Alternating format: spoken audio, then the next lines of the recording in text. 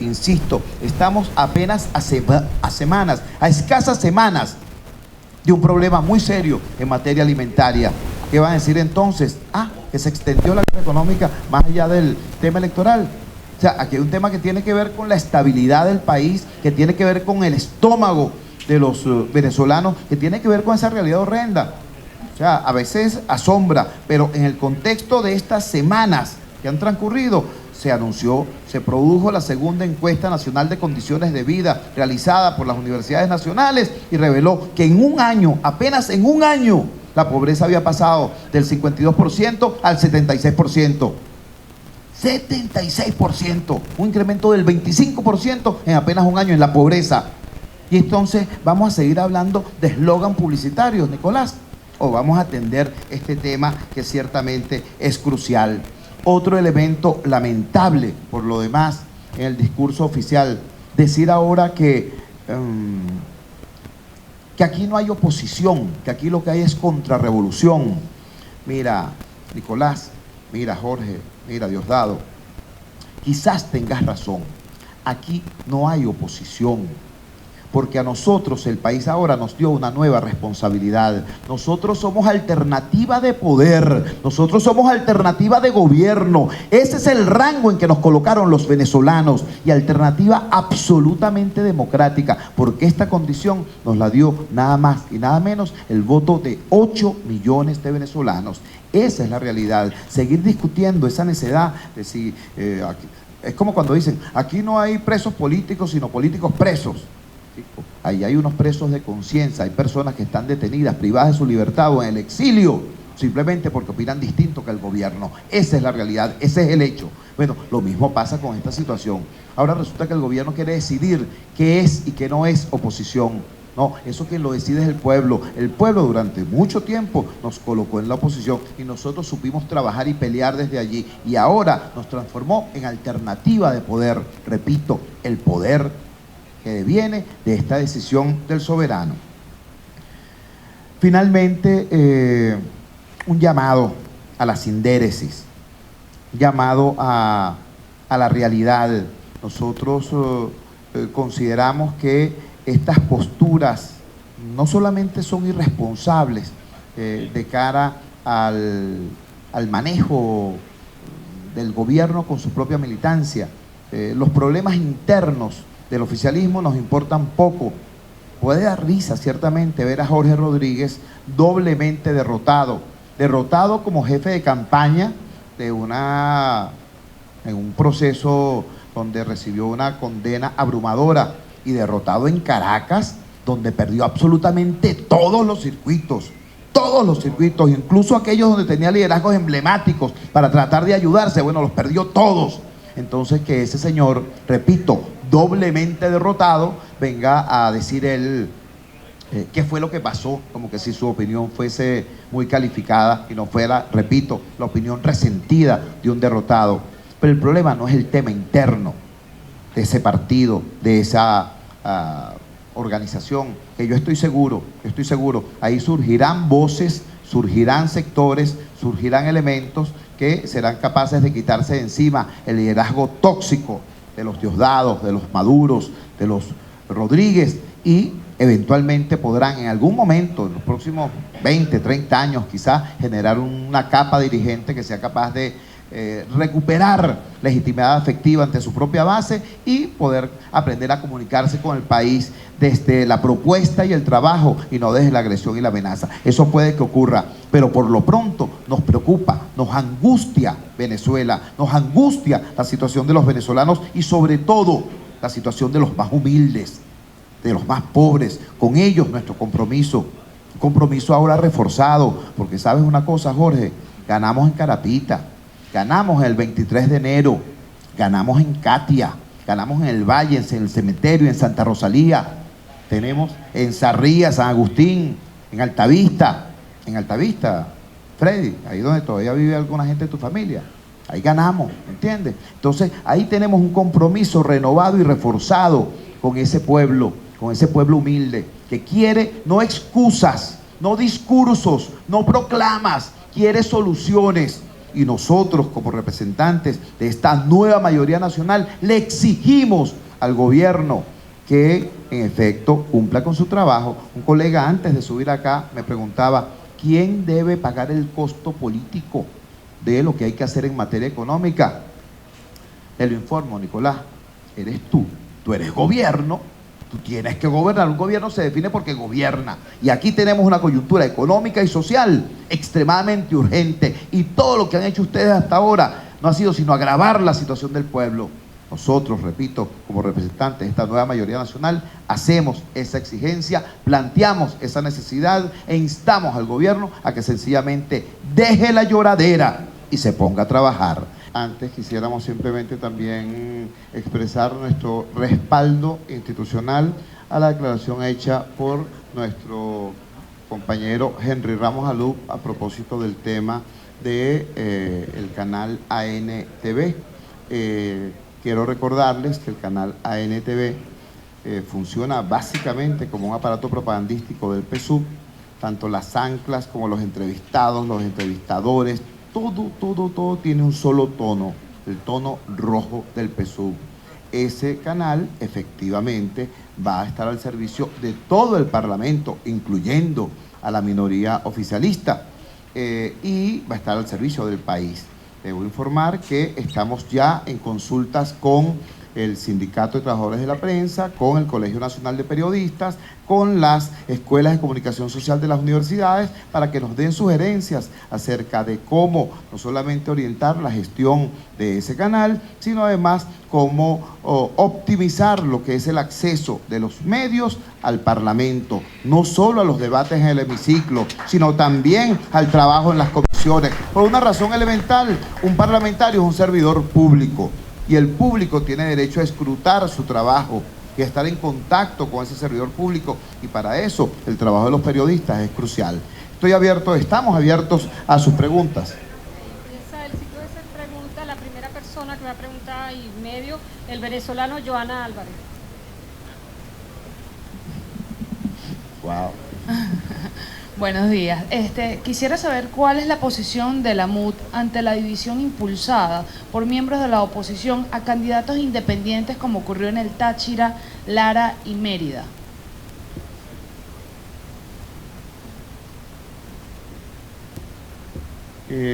Bueno, nuestra posición, fíjate tú, no es la posición de la mesa, es la posición del país.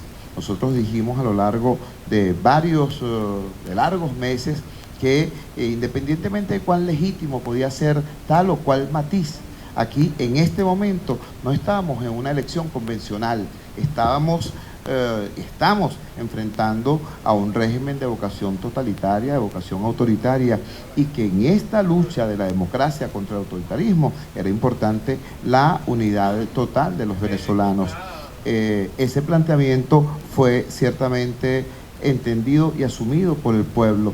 Los resultados electorales expresan de manera clara cómo la votación por la unidad democrática fue absolutamente consistente. En algunos sitios, lamentablemente, se mantuvieron esos matices, generando, por cierto, algún impacto menor en la elección, pero creo que quedó bastante claro como aprendizaje para todos la necesidad de que en este proceso la construcción de, como decía Delsa Solórzano, no solamente de más unidad, sino de mejor unidad, es una respuesta, no al tema de cómo nos articulamos las fuerzas políticas o los actores políticos, sino de cómo damos respuesta real a la demanda del país.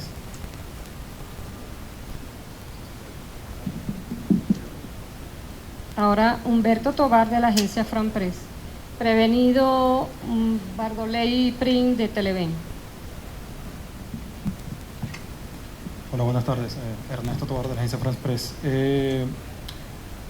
Ayer y desde el domingo en la noche, ayer y hoy durante el día, se han estado ventilando en redes sociales algunos rumores sobre una presunta tensión en el seno del alto mando militar a raíz de los resultados de las elecciones con miembros del Ejecutivo Nacional. Esto no han pasado más que de rumores, pero bueno, quisiera saber qué posición tienen ustedes al respecto, si están enterados algo sobre eso y sobre lo que se ha estado rumorando en esa materia. Otra cosa es, no sé si esto forma parte de lo que ustedes quieren definir en su agenda de discusión para el próximo jueves, pero el tener los 2/3 de la mayoría parlamentaria le da el máximo poder a la fracción dentro de la Asamblea, y hay que plantearse si está pensado el trabajo con lo que es la titularidad de los poderes públicos. Esto se refiere a nombrar y designar magistrados, titulares del poder público, del poder ciudadano, titulares del CNE, que el año que viene se vence sus periodos. ¿Qué agenda tienen exactamente en esa materia? Y si aquellos poderes que sus titulares, que no tienen vencimientos próximos o jubilaciones, están considerando alguna evaluación de cuál ha sido su trayectoria. Es decir, básicamente, si va a haber un cambio en la fuerza de los poderes públicos que ustedes reiteradamente han manifestado que están bajo el control del Ejecutivo Nacional. Gracias. Correcto. Fíjense, sobre la segunda pregunta, efectivamente eso forma parte de la agenda que va a ser debatida el próximo jueves. Le puedo adelantar desde ya que en términos generales el accionar de la fracción parlamentaria de la Unidad Democrática se orientará básicamente a respetar y a restituir el respeto a los principios y métodos que establece el espíritu y la letra de la Constitución. Nosotros somos una fuerza tranquila de cambio, una fuerza serena de cambio que, por cierto, le da tranquilidad, ¿no?, a todo aquel funcionario, rector o magistrado que frente a la eventualidad de la modificación en la correlación de fuerzas en el hemiciclo piense que viene alguna suerte de proceso de inestabilidad institucional. No. Al contrario, aquí va a haber estabilidad institucional precisamente porque se va a respetar escrupulosamente el tema de la letra y el espíritu de la Constitución. Sobre su primera pregunta, el tema de las supuestas tensiones entre el alto mando militar y el gobierno, le respondo con un viejo adagio de nuestro oficio, el periodismo. Los hechos son caros y las opiniones son baratas. Nosotros nos atenemos a los hechos. ¿Cuáles son los hechos? Que el Plan República tuvo un comportamiento impecable. En su inmensa mayoría, sobre todo los efectivos del ejército venezolano y los oficiales del ejército venezolano y la tropa profesional, tuvo un comportamiento absolutamente institucional y claramente ceñido a lo que expresa la ley y la Constitución. Eso es lo que nosotros podemos decir hasta ahora, y bueno, nuestro compromiso también, ratificarlo. Nuestro accionar desde la Asamblea Nacional va a promover precisamente el que la Fuerza Armada Nacional sea un actor querido y respetado, no por un sector del país, sino por todos los venezolanos. Esa es nuestra posición frente a ese tema. Mardoel Prim de Televen, y está prevenido Carlos Revete de BTV. Muy buenas tardes. Hace pocos minutos el CNE del Estado de Aragua habría confirmado justamente al diputado de la MUT. ¿Cuánto tiempo tendríamos para confirmar el resto, tomando en cuenta que incluso UNASUR el día de ayer instaba al CNE a no prorrogar esta zozobra para poder terminar de conformar la Asamblea Nacional? Yo quisiera retomar el caso de ANTV, que ha generado muchos rumores, muchas suspicacias en cuanto a cómo sería la actuación de la fracción de la MUT. Ellos incluso desde canales oficialistas se instaba a la toma de ANTV para protegerla y se hablaba incluso de que vendría una ola de despidos. ¿Qué le dice a esos trabajadores que podrían estar escuchando justamente esa posición? Gracias. A los trabajadores de ANTV, lo único que le podemos decir con seguridad es que la nueva mayoría de la Asamblea Nacional no promoverá situaciones tan tristes, tan lamentables, incluso vergonzosas, como aquella renuncia al aire que se dio de un ancla de ANTV porque dijo: no puedo seguir cobrando un salario de hambre. Eso es lo que no va a seguir ocurriendo. Eso sí que no volverá, ¿entiendes? Vamos a establecer un conjunto de políticas que determinen, que permitan, que promuevan que ANTV sea un canal al servicio de todo el Parlamento y de todo el país. Gracias, colega. En primer lugar, yo felicito pues que usted, adelantándose al conjunto de los acontecimientos, que un representante de BTV asuma la mayoría calificada de la unidad, me parece positivo, pues le agradezco el gesto que lo enaltece. En segundo lugar, tenga la certeza de que un parlamento dirigido por la mayoría democrática se va a conducir con decencia. Debo recordarle que en la actualidad la Unidad Democrática tiene 67 diputados, 67 diputados, y no tiene ni un puesto en la directiva de la Asamblea Nacional, no tiene ni una presidencia de ninguna comisión. El PSUV va a tener 55, repito, 55, como que si fuera un bingo, pues, por la N, 55, y por la N no, ¿verdad? Por la N de nada, 55. No va a ser tratado el PSUV de la manera absolutamente loca, pues, fascista, que la actual directiva parlamentaria trató a la Unidad Democrática. Sobre el tema de la televisión y el sesgo político, usted mismo se dio la respuesta. Si el dueño del canal A o el dueño del canal B o el dueño del canal C quieren tener una línea informativa y una línea editorial, probablemente puedan hacerlo, pero utilizar el dinero del Estado, el dinero de todos los venezolanos para manejar medios de comunicación como aparato propagandístico de un partido político, eso no solamente es inelegancia, eso es corrupción. Sobre el tema de la Fuerza Armada Nacional, ya lo he dicho anteriormente, nosotros tenemos un altísimo respeto por el comportamiento institucional que han tenido en el Plan República, y nuestra única aspiración es seguir trabajando para que la Fuerza Armada Nacional como institución sea querida y respetada, no por un sector, sino por todos los venezolanos. Y, por cierto, hay la denominación de la Fuerza Armada está clarita en la Constitución, en la Carta Magna, la Fuerza Armada Nacional. No hay ningún documento y ninguna norma que esté por encima de la Constitución Nacional. Hasta que la cambien, hasta que cambien la Constitución, bueno, entonces hablaremos de otro tipo de denominaciones.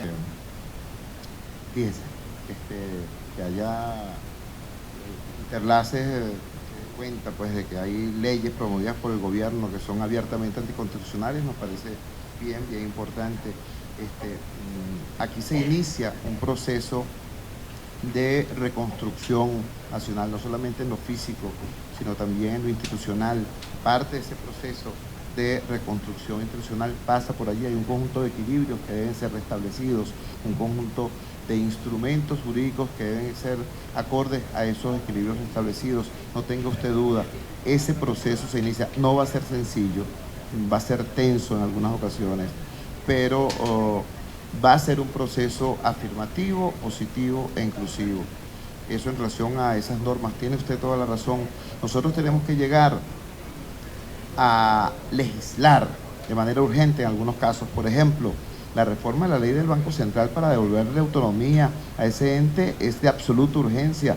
El Banco Central se ha transformado en una caja chica del gobierno y, peor aún, en una máquina para imprimir dinero inorgánico. Eso tiene que ser reformado porque el dinero inorgánico es combustible para la inflación y la inflación golpea el estómago de todos, pero con más saña el de los más pobres. Eso es un hecho. Entonces hay que legislar para resolver cosas como esa, pero también hay que desmantelar leyes, como usted bien dijo. Hay un entramado de normas legales y sublegales que han terminado asfixiando el aparato productivo venezolano. Si no hay producción, hay escasez. Si hay escasez, hay carestía. Y si hay carestía, todos sufrimos, sobre todo los más pobres. Además del tema de las leyes que hay que hacer y de las leyes que hay que desmantelar, está el tema del funcionamiento de la Asamblea como el gran foro político del país. Aquí hay debates que hay que dar. Hay temas como el cambiario, que la Asamblea Nacional no puede resolver, pero el foro político, que es la Asamblea Nacional, tiene que debatir el que hay un sistema cambiario que se ha transformado en la fábrica de corrupción más grande del mundo. O sea, cosas como esas, en efecto, tienen que ocurrir y van a ocurrir. Repito, en un proceso que no será todo lo rápido que algunos queremos, pero que será seguro. ¿Ustedes recuerdan aquella expresión lamentable, aquello de administren su victoria de... ¿Recuerdan? Mira, sin faltas de respeto, sería interesante que el gobierno supiera administrar su derrota. supiera aprender de ella. Por ejemplo, realizar ese tipo de gestos desesperados va a ser completamente contraproducente para el mismo gobierno, porque el 5 de enero se va a instalar una asamblea soberana con mayoría calificada que va a saber actuar frente a esas normas violatorias de la Constitución. Eso es lo que va a ocurrir. Daniela Zambrano, NTN 24, y cerramos con Marcelo Cantanelli, El Clarín de Argentina. Buenas tardes. Durante la campaña el presidente Nicolás Maduro dijo que apenas se conocieran los resultados, él iba a convocar a un gran diálogo con los diputados electos. En este caso, aquí hay presentes algunos de ellos. ¿Ha habido ese acercamiento? ¿Los han convocado a esa reunión? Y si los convoca, por supuesto, si irán o no. Y una precisión, en esos 2 estados que ustedes aseguran que ganó la oposición, pero que no han sido adjudicados, no se están queriendo reconocer las actas, puede demorar un tiempo, todavía están contando algunos votos. ¿Cuánto tiempo más se puede esperar para que el Consejo Nacional Electoral finalmente diga a quién pertenecen esos 2 diputados que no han sido nombrados? Claro, mire, sobre el llamado a diálogo, el único gesto que se ha producido desde el Ejecutivo hacia nosotros ha sido decir que esto no es oposición sino contrarrevolución y que aquí lo que ganó fue la guerra económica. Ese es el tipo de gestos de diálogo que tiene Nicolás Maduro. Usted sabe que él tiene una conducta absolutamente irregular, ¿no? Ambivalente sobre ese tema. Bueno, ¿qué le puedo decir? Hola, ¿qué tal? Buenas tardes. Marcelo Cantelmis, en realidad, de Clarín de Buenos Aires. Un gusto. Lo que uno está notando acá es que hay una muy fuerte campaña en contra de ustedes de parte de los medios oficiales, se están ninguneando, no fueron felicitados. Habló Maduro por segunda vez con tonos amenazantes, inventaron una entrevista supuestamente que yo le hice a Chugo con mi firma y la marca Mi Diario, donde lo hacen decir cosas que nunca dijo. Digo, hay todo un aparato de enorme desprestigio. Desde el análisis político, que es lo que a mí me interesa, se nota que ustedes van camino a un choque de poderes irreversible. Acá no va a haber cohabitación, por lo que se está notando. ¿Cómo se va a trabajar eso? Justo en momentos que ustedes asumen en enero, cuando la crisis económica está cada vez más agudizada y hay un choque de poderes, no una cohabitación. Gracias. No, muchas gracias a usted, colega. Me agradezco mucho la pregunta porque me permite subrayar no el incidente de guerra sucia, que fue la supuesta declaración que yo nunca di, a una pregunta que usted nunca me hizo, que supuestamente salió en su periódico, que jamás la publicó. Impresionante, porque no se trató simplemente de una versión que circuló en forma anónima en las redes, es que hasta el mismo señor Nicolás Maduro se refirió a eso como que si fuera un hecho. Es decir, el poder se puso a manipular desde el odio a la gente para tratar de lograr a través de esa manipulación brutal del odio que el chavista votara por el madurismo, cosa que evidentemente no ocurrió. Entonces, tras agradecerle la pregunta por esa razón, debo puntualizarle lo siguiente. Si aquí se produce un choque de poderes, no va a ser un choque de escritorios, no va a ser un choque de estructuras vacías, una institución acá vaciada de contenido contra otra institución más allá también vaciada de contenido. No.